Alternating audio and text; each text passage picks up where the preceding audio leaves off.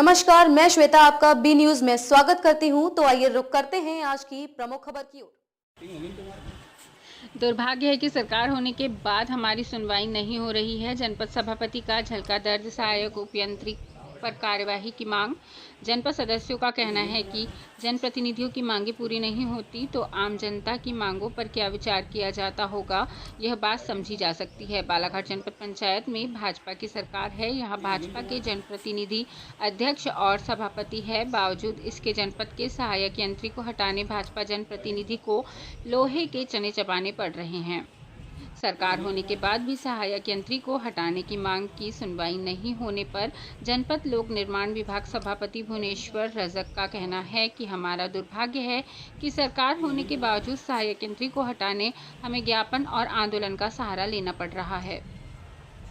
सहायक यंत्री को हटाने भाजपा और विपक्ष के लामबंद होने के बाद भी कोई कार्यवाही नहीं हो रही है। जिले के निर्वाचित जनप्रतिनिधि लाल फीताशाही के सामने घुटनों के बल नजर आ रहे हैं। जनपद सदस्य एकता संघ के बैनर तले कलेक्टर के नाम ज्ञापन सौंपा और सहायक यंत्री को हटाए जाने की मांग की। उन्होंने आगे कहा कि यदि सहायक यंत्री खरे को नहीं हटाया गया तो हम आमरण अनशन करेंगे।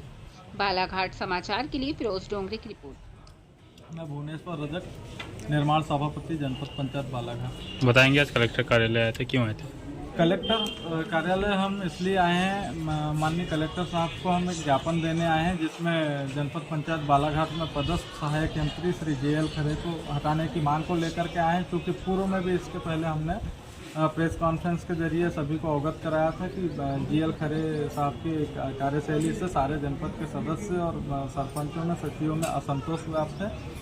और इसके पहले भी हमने माननीय कलेक्टर साहब को जनपद पंचायत बालाघाट के सहायक यंत्री श्री JL खरे को हटाने के लिए एक ज्ञापन दिया हुआ है, जो TL में रिपोर्ट लगी हुई है। चूँकि अभी तक उस पर कार्रवाई नहीं हुई है और आज हम जो माननीय जनपद सदस्यों के साथ आए हुए हैं, यदि आज माननीय कलेक्टर साहब हमारे ज्ञापन पे 2-3 दिनों में कार्रवाई नहीं करते हैं, इस स्थिति में हम भूख हड़ताल का सहारा लेने का कार्य करेंगे। आपकी सरकार है, आपका सब कुछ है, उसके बाद आपने प्रेस वार्ता ली, तब भी आपका जिला प्रशासन नहीं सुन रहे हैं।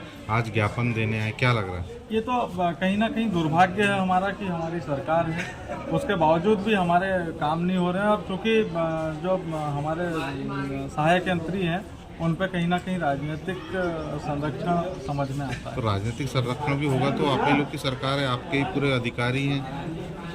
ठीक है, ये तो चलता रहता है। हम कलेक्टर ये ऐसा तो नहीं कि आप लोग की नहीं सुन रहे हैं, आपके पार्टी वाले? देखिए, पार्टी वाले सुनना नहीं सुनना अलग विषय है, लेकिन हम तो जनपद सदस्य संघ के माध्यम से आए हुए और जनपद के सदस्यों के लिए, सभी सदस्य भाइयों के लिए लड़ रहे हैं हम।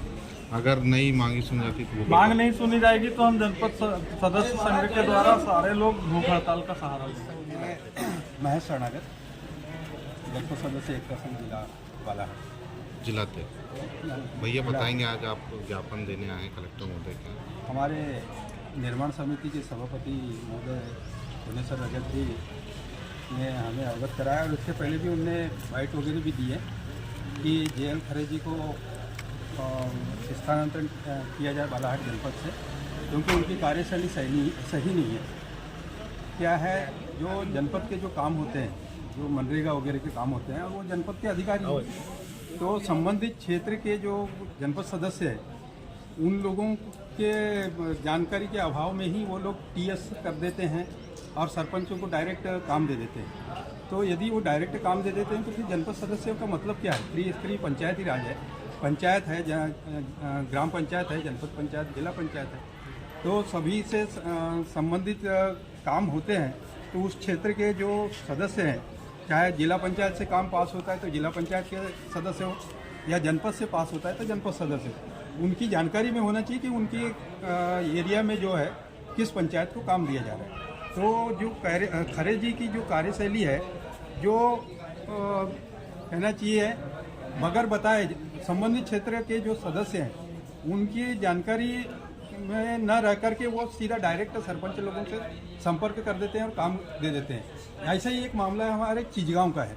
चिचगांव में एक गौशाला की गौठान की भूमि है जो गौठान और पड़ाव के लिए सुरक्षित है।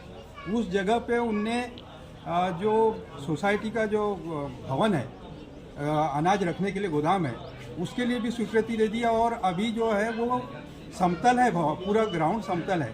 समतलीकरण के लिए उनने 25 लाख की राशि स्वीकृत करवाई। तो इस प्रकार की इनकी कार्यशैली, जो पहले से समतल है ग्राउंड, उसके ऊपर क्या समतलीकरण के लिए राशि स्वीकृत करवाई जा सकती है क्या? ग्राउंड बनाया जा सकता है क्या? जो और वो आरक्षित भूमि है, जो गौठान के लिए आरक्षित है, पड़ाव के लिए आरक्षित। पड़ाव यानी जो घुमक्कड़ जाति के जो लोग होते थे, जो गांव में आकर के पड़ाव डाल करके रहते थे, उनके लिए वो जमीन आरक्षित है। और उस जमीन के ऊपर ये लोग टीएस दे रहे हैं। क्या चाहते हैं हम और सामान्य सभा में भी ये हमारे जनपद सदस्यों ने एक मतेन प्रस्ताव लिया है कि उन्हें बालाघाट जनपद से अलग किया जाए, यानी हटाया जाए। अगर प्रशासन आपकी नहीं सुनता है तो अगला कदम क्या होगा? आने वाले समय में हमारे जो निर्माण समिति के सभापति जी ने बोले ही दिए हैं कि हम लोग आमरण अनशन का सहारा लेंगे।